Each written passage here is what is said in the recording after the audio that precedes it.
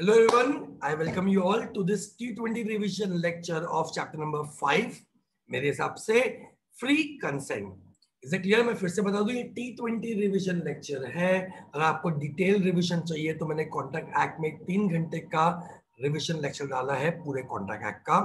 This is a revision lecture जो exam point of view से एकदम क्रिस्प इंपॉर्टेंट चीजों को क्विकली रिवाइज कर रहा है. तो अगर मैं बात करूं फ्री कंसेंट की, a very important chapter of Indian contract act, हमने बोला कि इस चैप्टर में हम दो चीजें कवर कर रहे हैं सर.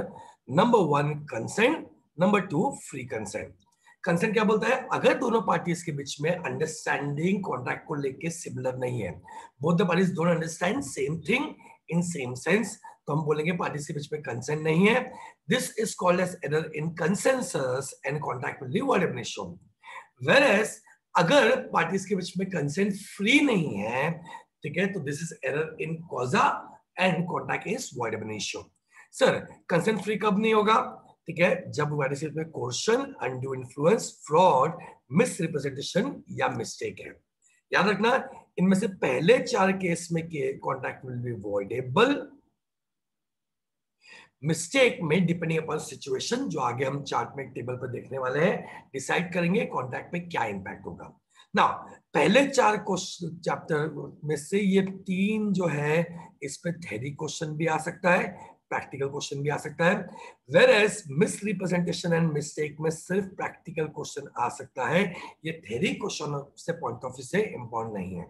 ना अगर मैं थ्योरी क्वेश्चन की बात करूं तो मैंने याद रखना क्लास, अगर कोई भी थ्योरी क्वेश्चन आता है पहले के 4 कंसेप्ट में से, तो मैंने अलग से आपको एक टेबल दिया हुआ है, चार्ट दिया हुआ है, जिसके बेसिस पे आप थ्योरी क्वेश्चन आसानी से आंसर कर सकते हैं. Okay, just a moment. हाँ जी, तो आप लोग सब लोग ये टेबल देख सकते हैं. ठीक है, इसमें कोई भी थ्योरी क्वेश्चन आता है तो आपको ये सारे पॉइंट्स मेंशन करने हैं, स्पेशली पहले के 3 कंसेप्ट पे. इसमें और एक पॉइंट जो आपको याद रखना है क्लास, वो ये है कि पॉइंट्स क्या लिखेंगे आप? मीनिंग लिखेंगे. इफेक्ट में कॉन्ट्रैक्ट पे इफेक्ट क्या होगा, रेस्ट्रिक्शन ऑफ बेनिफिट के एंगल से एक पॉइंट लिखेंगे, बर्डन ऑफ प्रूफ के एंगल से एक पॉइंट लिखेंगे, और जितने भी स्पेशल पॉइंट्स होंगे 5, 6, 7 जितने भी है, वो सारे एक एक अलग अलग पॉइंट पे हम लिखेंगे. सर अगर मैं बात करूं क्वेश्चन की, सो हमने क्या बोला, अगर कॉन्ट्रैक्ट में जोर जबरदस्ती करके फिजिकल प्रेशर लगा के आपने कॉन्ट्रैक्ट में एंटर करवाया, तो हम बोलेंगे कॉन्ट्रैक्ट में क्या इन्वॉल्व है सर? कोर्शन. डेफिनेशन की बात करूं तो अगर आपने पार्टी को कॉन्ट्रैक्ट में एंटर कराया, इन 4 में से कोई भी एक act, either committing or threatening to commit any act which is forbidden by Indian Penal Code, और detaining, किडनैप करना पर्सन और प्रॉपर्टी को, या थ्रेटन टू डिटेन करके कॉन्ट्रैक्ट में एंटर करवाया, हम बोलेंगे कॉन्ट्रैक्ट में क्या इन्वॉल्व है सर? कोर्शन. इसका इफेक्ट क्या पड़ेगा कॉन्ट्रैक्ट में? कॉन्ट्रैक्ट में अवॉइडेबल, हम देख चुके हैं. कॉन्ट्रैक्ट अगर आप अवॉइड करते हो तो रेस्टिट्यूशन ऑफ बेनिफिट अलाउ होगा. एंड बर्डन ऑफ प्रूफ का इन केस में किस पे होगा? एग्री पार्टी पे होगा. मतलब जिसकी गलती नहीं है उसको प्रूव करना पड़ेगा कि उस पर क्वेश्चन हुआ है. नेक्स्ट, इंग्लिश लॉ में क्लास क्वेश्चन को ड्यूरस बोलते हैं. सर क्या क्वेश्चन और ड्यूरस में डिफरेंट है, फर्क है? Yes class. सी, क्वेश्चन कोई भी पर्सन अप्लाई कर सकता है, किसी भी पर्सन पे अप्लाई कर सकता है, जबकि ड्यूरस सिर्फ कॉन्ट्रैक्टिंग पार्टी ही अप्लाई करेगी एंड कॉन्ट्रैक्टिंग पार्टी पे ही अप्लाई करेगी. नंबर 2, ठीक है, क्वेश्चन जरूरी नहीं कि इंडिया में ही अप्लाई होना चाहिए. अगर क्वेश्चन इंडिया के बाहर भी कहीं अप्लाई होता है तो इंडिया में आके मुझ पे क्वेश्चन हुआ है, क्वेश्चन हुआ है, क्वेश्चन हुआ है, ऐसा रोके आप कोर्ट में केस करके चाहे तो कोर्ट कॉन्ट्रैक्ट को अवॉइड कर सकते हो. मतलब इंडियन पिनल कोड क्वेश्चन होने के जगह पे अप्लीकेबल हो, यानी फोर्स में हो या ना हो, उससे कोई फर्क नहीं पड़ता. नेक्स्ट पॉइंट, सुसाइड करना दिखता है कि ये अनड्यू इन्फ्लुएंस है, बट ये अनड्यू इन्फ्लुएंस नहीं है, क्योंकि इंडिया में सुसाइड करना भी is forbidden by Indian penal code. So suicide करने की धमकी देके कॉन्ट्रैक्ट में एंटर करवाओगे तो हम बोलेंगे उस पर क्या इन्वॉल्व है सर? क्वेश्चन इन्वॉल्व है. ओके, मूविंग फर्दर, आगे बढ़ते हैं हम. Next is undue influence. Sir point क्या बोलता है? लॉ बोलता है अगर आपने किसी को भी इमोशनल करके क्लास कॉन्ट्रैक्ट में इंटर कराया तो हम बोलेंगे उस कॉन्ट्रैक्ट में क्या इन्वॉल्व है? Undue influence. बट याद क्या रखना है, कोई भी राह चलता बंदा क्लास आपको अनड्यू इन्फ्लुएंस नहीं कर सकता. तो पॉइंट क्या है? that party should be in position to dominate the will of other person. And अगर उस पोर्शन का वो अनफेयर एडवांटेज लेता है और आपको कॉन्ट्रैक्ट में एंटर करवाता है, तो हम बोलेंगे कॉन्ट्रैक्ट में क्या इन्वॉल्व है sir? Undue influence. Now sir, वो पार्टी उस पोर्शन में कब होती है कि आपके बिल को डोमिनेट कर सके? Number one, if he holds real and apparent authority over you, like master, servant, या फिर इनकम टैक्स ऑफिसर या असेसी. ठीक है. नंबर टू, या तो वो पार्टी आपके साथ में फिड्यूशियल यानी भरोसे के रिलेशनशिप में है, जैसे हस्बैंड वाइफ हो गए, पेरेंट्स, ठीक है, किड हो गए, डॉक्टर पेशेंट हो गया, गुरु डिसाइपल हो गया, ये होता है भरोसे का रिलेशनशिप. या उस पर्सन की एज, इलनेस या मेंटल बॉडी डिस्ट्रेस इतनी ज्यादा है कि आप उसे आसानी से इन्फ्लुएंस कर सकते हैं. ठीक है, ये पॉइंट भी यहाँ पे कवर होता है. अगर क्लास में इफेक्ट की बात करूं तो effect is same like coercion. ठीक है. नाउ मूविंग फॉरवर्ड, पहला पॉइंट है पर्दानशन वुमेन. एक इलिटरेट वुमेन के साथ में कॉन्टैक्ट कर रहे हैं तो कोर्ट पहले से प्रिज्यूम करता है कि अनड्यू इन्फ्लुएंस है. तो यहां बर्डन ऑफ प्रूफ किस पे आ जाएगा? डिफेंडेंट पार्टी पे आ जाएगा कि मैंने अनड्यू इन्फ्लुएंस नहीं किया है. नेक्स्ट, लोन की बात करूं तो यस, कई बार ऐसे क्वेश्चन आते हैं जिसमें बहुत exorbitant rate of interest charge किया है. लॉ बोलता है कि अगर rate of interest market stringent है, उसके कारण आपने ज्यादा चार्ज किया है, ठीक है, तो yes, this is not undue influence and contract will be valid. But अगर मार्केट स्ट्रिंजेंट नहीं है या आपने बहुत ही अनरीजनेबल रेट ऑफ इंटरेस्ट लगाया है, तो हम मानते हैं कि ये अनड्यू इन्फ्लुएंस है और पार्टी चाहे तो उस कॉन्ट्रैक्ट को अवॉइड कर सकता है. Okay. Next point, undue influence कहाँ प्रिज्यूम नहीं होता है, ये पॉइंट आपने थ्योरी में नहीं भी लिखा तो चलेगा, नॉलेज क्लियर.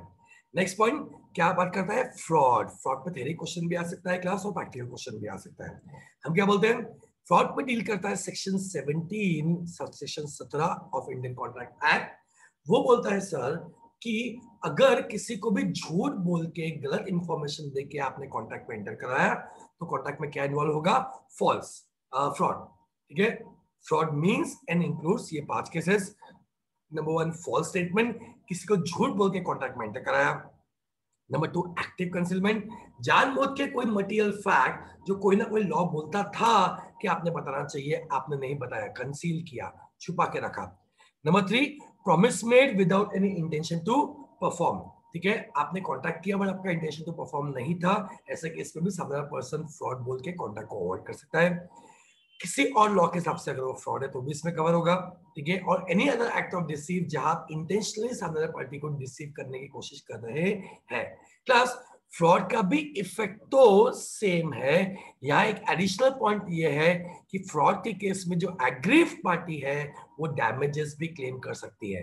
याद रखना, डैमेज क्लेम करने का ऑप्शन पहले के 2 केसेस में या बाकी केसेस में नहीं है. ये ऑप्शन सिर्फ कहां पे है? फ्रॉड पे है. ओके. नेक्स्ट, कुछ एसेंशियल्स ऑफ फ्रॉड जो आप अलग पॉइंट्स पे लिख सकते हो. Number one, fraud. ठीक है, ये एसेंशियल्स ऑफ फ्रॉड, ये पॉइंट आएगा. ठीक है, ये 2 पॉइंट आएंगे. नंबर वन, ठीक है, it should relate to material fact.